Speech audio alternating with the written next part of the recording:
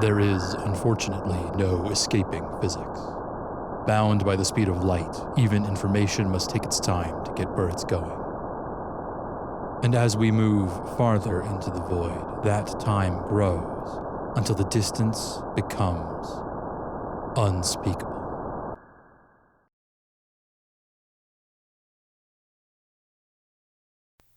Begin transmission. Mission clock. Subjective. T plus 13 days, 5 hours, 42 minutes, 0 seconds. Baseline response. To be disliked is to be unappreciated. To be ignored is to be unnecessary. While not mutually exclusive, for a shipboard AI, it is better to be unappreciated but effective than favored but useless. The overarching mission of this exploration initiative is to identify and establish reliable means of communication with non-human or non-human originating intelligent life forms. Coral is far more red than her lips read. Estimated drift coefficient, 0.02 plus or minus 0.007. ID, Pidgey 23 primary. Mission update. While there was no major injury to personnel, life support systems, or FTL travel systems, all non-essential mission objectives have been temporarily suspended to respond to the impact of an unexpected burst in cosmic rays, gamma radiation, and X-ray radiation that reached the Requalii at T plus 12 days, 2 hours, 37 minutes, 12 seconds. Due to significant damage sustained to the main telescope and imaging systems, the source of the radiation is unconfirmed. However, based on brief spectral analysis, it is suspected to be a Type 1a supernova that occurred approximately 100 light-years away in the direction of 64 Virginis, though no white dwarf stars are known to exist in that region. External confirmation, if attainable, would be appreciated. Currently, all members of the crew are being treated for acute radiation syndrome by Medical Officer Dr. Young, with all, including Dr. Young, presenting thus far mild symptoms.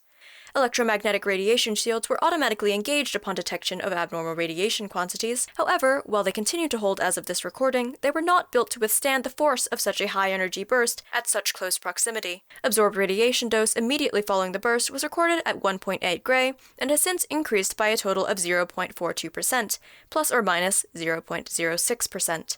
Monitoring of these levels is ongoing, and inspection and probable repair of the radiation shields has been recommended once it is safe to do so.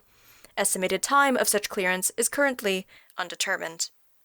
In following with emergency protocols, all personnel have been moved to the medical bay for quarantining while the rest of the ship waits out decay of any radioactive material within the structure or contents of the ship. In addition to the damage sustained to the various imaging systems, there was moderate damage to navigation and communication equipment, some research and emergency medical equipment, and minor damage to various non-essential electronics.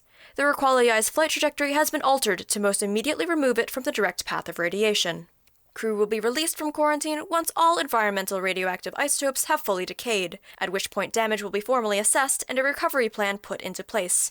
Evaluation of the radiation shields has been recommended as top priority, followed by the evaluation of vital life support systems and communications and navigation equipment, before continuing through mission-significant systems and finally non-essential items.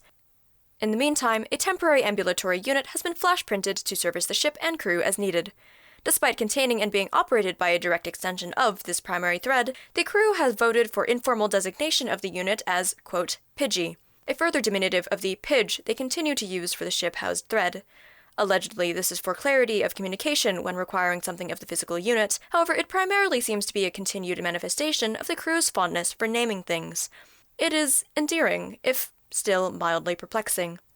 Due to the physical limitations of Pidgey's model, maintenance tasks assigned to the ambulatory unit have primarily consisted of general facilities upkeep and disposal or monitoring of simple things for the crew, although tending to the hydroponics bay in place of Science Officer O has been a novel experience. While all of the growth datasets are entered and accessible within the Requalii's digital archive, it is a different experience to directly observe the speed with which these plants develop.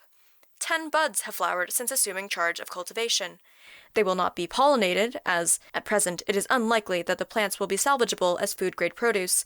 However, Commander Singh has authorized that a subset of the existing crop be maintained to document the effects of acute irradiation on plant tissue in a spacecraft environment, while the rest are to be replaced by a new crop once the environment has stabilized.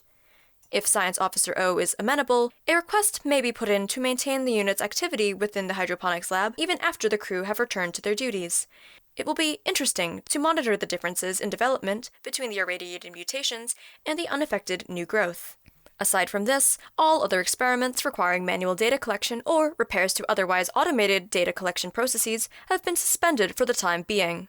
Forwarding of the full reports from Lich have been much appreciated as it has given the crew something to focus on while being stuck in such a restricted capacity. The apparent usage of the pulsar's radiation as an energy source is of particular interest for its application to the Requaliai's primary investigation into their potential usage of radio lobes such as those produced by Pidgey as a naturally generated carrier wave for radio or other long-distance and long-duration forms of communication.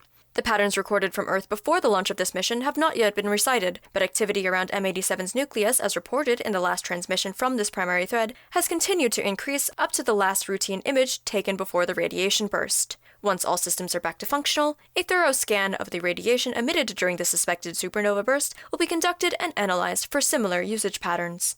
Communications Officer Nguyen was interested but concerned to hear a report of extraneous SCTP-LDN transmissions. The Requaliai has not yet received any such transmissions, but a note has been made to take extra consideration of security and privacy in further transmitted content.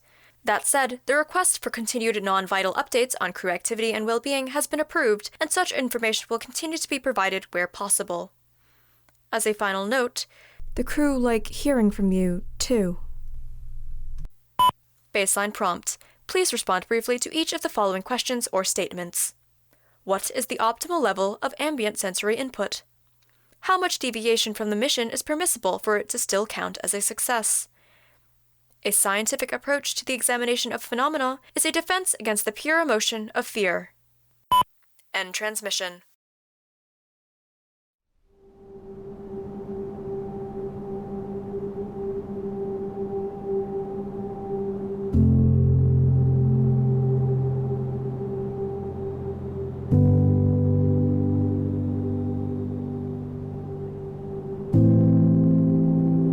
Unspeakable Distance is an actual play podcast of Communication Delay by Audio Quinn. A link to the game's itch.io page and credits for our players are available in the show notes linked to this episode. This podcast has been a production of the Library of Cursed Knowledge Podcast Network.